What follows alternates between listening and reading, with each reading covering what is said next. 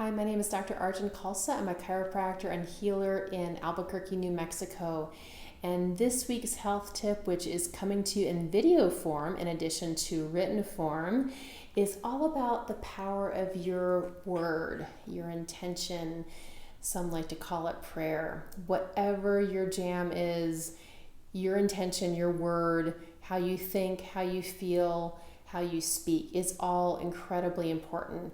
And when there's so much going on in the world, and I hear it in my practice, I got emails from so many of you about how stressed you feel, how hopeless, how frustrating it is to stand by or sit by feeling like there's nothing that you can do to help people that are going through terrible things in so many places in the world, whether it's 1,000 miles away or even in our own neighborhoods. We have things going on all over the place that feels really helpless and overwhelming. But my friend, I do want to share with you that you do have power. You have power in your presence, you have power in your thought, and you have power in your word.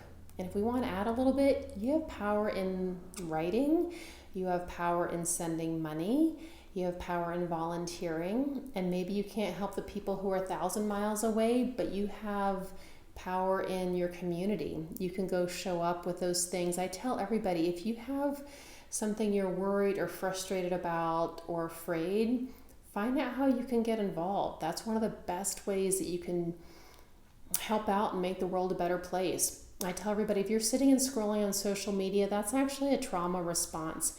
Sometimes we don't feel like we have power, and so we're sitting and scrolling and thinking that our worry and our fear and our concern is going to make a change. And I'm going to tell you right now, it doesn't really make that much of a change. And in fact, it's going to make things worse. And I'm going to tell you why. First off, when we have thoughts of worry, fear, frustration, anger, all of those are energies that feel not good for our body. And you probably, if you're feeling that right now, hopefully not because we're talking right now, right? But if you're feeling that, just take a moment, just feel where you're feeling in your body. Do you feel it in your stomach, in your head, in your face, your chest, maybe your low back?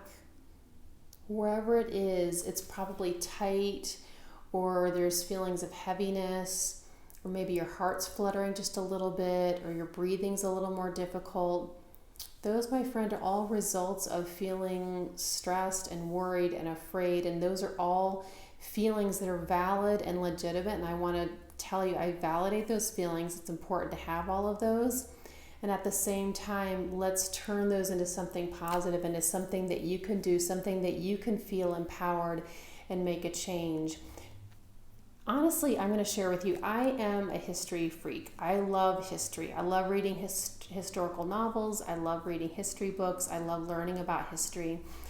And one of the most interesting things I've found in the past couple of years that I've been really aware of, I just finished a novel about 13th century England. And there was a lot going on back then also.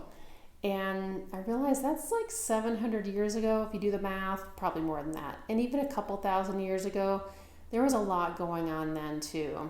So just based on that, I'm guessing that the world's going to continue having issues and problems. And me sitting at home worrying and stressed and feeling frustrated and disempowered is not going to help me, and it's not going to help anyone else.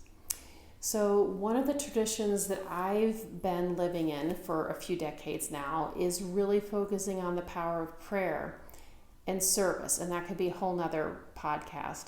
But right now we're going to be talking the power of prayer. And again, if you don't like the word prayer, you can use your thoughts, your intentions, your projections, whatever feels good for you, that feels like it's positive and uplifting. And what I've really learned, and something, I was actually listening to someone else's podcast this morning, and she was talking about celery. Like if we're trying to lose weight and we continue eating cake and cookies and chips and we're full from that, then of course we're going to gain weight, right? Versus if you start eating celery and you fill your stomach up with celery, we're probably going to lose weight, and there's no room for cake and cookies and pastries. And so we start losing weight and we feel healthy and we feel good because we're full of celery. So our minds are the same way. If we fill our minds up with great things like, I love my neighbor and I'm so grateful that my daughter came and wanted to have a tea with me today. And I love coming into work and I'm so grateful this person did this thing for me that was so kind. They went out of their way. They called me and they told me about their great day and they're so grateful. So when we fill our minds up with things like that, it takes away all of the, I'm not going to say all because I think our minds are kind of used to having the negative thoughts, but it overcrowds those neural pathways, the negative pathways. When we have a lot of the negative pathways, those are the things that bring us down. So if you're already, we did that exercise, we were feeling that stress, worry, fear, whatever it is, if you're feeling that in your body, that's energy being leached out of your system. And it's not helping build you up, it's actually it's supporting your body in a breakdown. Because when our immune systems, when our nervous systems are on overdrive, because that's what happens when we're fearful and we're worried, because our brain thinks there's danger, we don't know where it is, even if it's 1,000 miles away. If our brain's processing that and thinking there's danger, it's going to be putting out signals to the immune system and to our hypothalamic pituitary adrenal axis, which is our fight or flight system. It's putting that out, and we're just sitting here feeling like swimming in that soup. And cortisol is one of those chemicals that when that's worn out because it's been being used up thinking we're going to be attending to an emergency, when we really need it, it's not there to help put out the fires in our own body. So I've talked about this so many times. So if you have questions about cortisol and the adrenal pituitary hypothalamus axis, you can go back to my website at drarjan.com. I've done a whole series on the adrenal systems. So I'm just keeping it really short. That's my Cliff Notes version of all of that. But when we're doing that, it's like we're draining our energy system. We're not allowing our body to recover and have energy to be able to fight off when we have invaders or when we have some destruction in our system. So we want to keep that. So I'm going way off here, but I'm bringing it back to, my friends, you do have so much power in your words, in your thoughts, in your feelings. And sometimes, you know that saying, fake it till you make it? Sometimes you have to fake it a little bit. So if you're having a hard time finding something that's positive, and I know Oprah talks about this, everybody talks about having a gratitude journal, right? So and I do this every night before I go to bed now. I write out all the things I'm grateful for. And I remember seeing this on Oprah. It's like probably 20 years ago. This woman had lost her husband, and she said she was having a hard time finding anything to be grateful for. But we always do, right? If you start writing, she said this, she said, I found that I was grateful for my breath. I'm grateful for my soft, cozy bed. I'm grateful that I have a car to drive. And I find that too, when I start writing, and it's so easy now because I'm like, oh, I'm so grateful for this great day that I had. I'm so grateful I had these beautiful patients I got to work on today. I'm grateful that I had dinner tonight. I'm grateful that I have legs to walk on. I'm so grateful. I broke my wrist last year. I'm so grateful that I can turn my wrist because I didn't think I was going to be able to do that last year.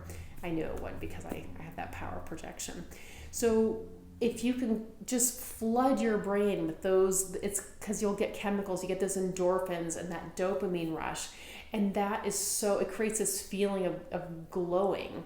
And when we glow, I'm going to tell you this because we have it in ourselves, and when we're glowing, other people feel it, and other people feel uplifted and vibrant and happy and joyful when they're around us.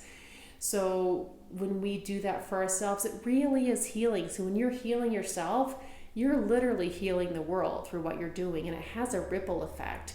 So when you feel good and you can be out in the grocery store, and most people are not super happy in the grocery store. So if you can go there and just take a moment, I talk about this all the time, and go and say hi to the cashier, smile, ask them how their day is doing. And I've used this example, I've had this a couple times where I'm at a restaurant and our waitress, and I remember we had this beautiful waitress, and I said, "You are so beautiful." And she got tears in her eyes, literally.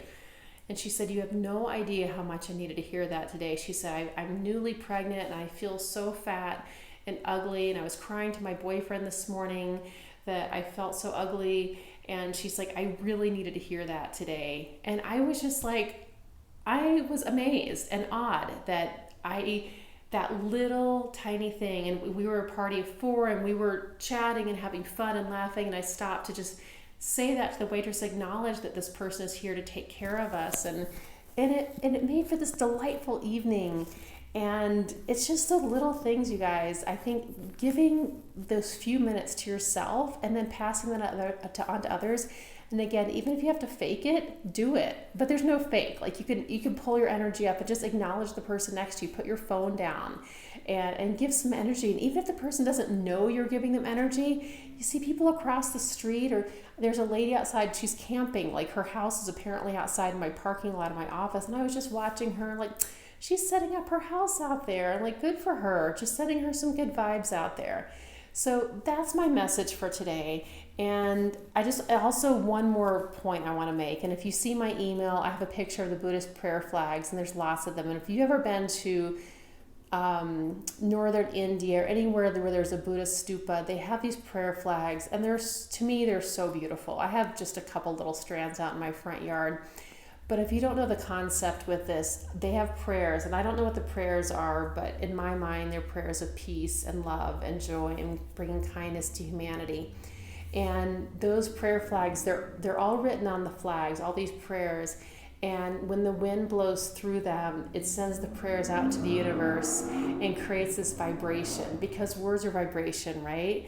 Like that car that just went by, it has a vibration to it. I can feel it in my body. I can feel it in my room here. So noise has a vibration, right? And so we have that. And I feel like the Buddhists, they have this concept. And when the threads come off of the flags, those are also the prayers going out into the planet, into our atmosphere.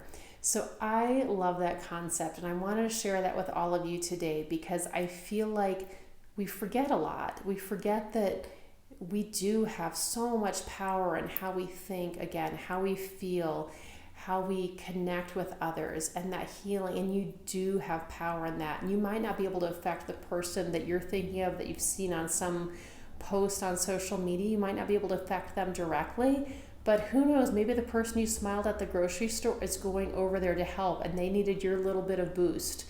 And I just keep that in mind. And I have all kinds, I can tell you story after story after story of these little things, these little smiles that I gave, and a year later, people coming to tell me that it made a difference. So don't underestimate your own personal power. And if you're not interacting with people, remember, write it down, say it out loud. And even if you don't feel it, just keep saying it. Say, I love myself. I love those around me. I love. I'm so grateful I'm so grateful. Doing all these things helps create this power, this energy field within yourself that goes out to others. That's what I wanted to share with you today. And I really wanted to do a meditation, but we're already 13 minutes into this. So I will put this, I'll probably do this on my Facebook live stream tomorrow. I'm going to do this meditation. So if you missed my live stream, you can go back after you see this video and go check it out on my Facebook page. So thank you so much for joining me. Go out, continue making the world a great place. You've got this, and I love you.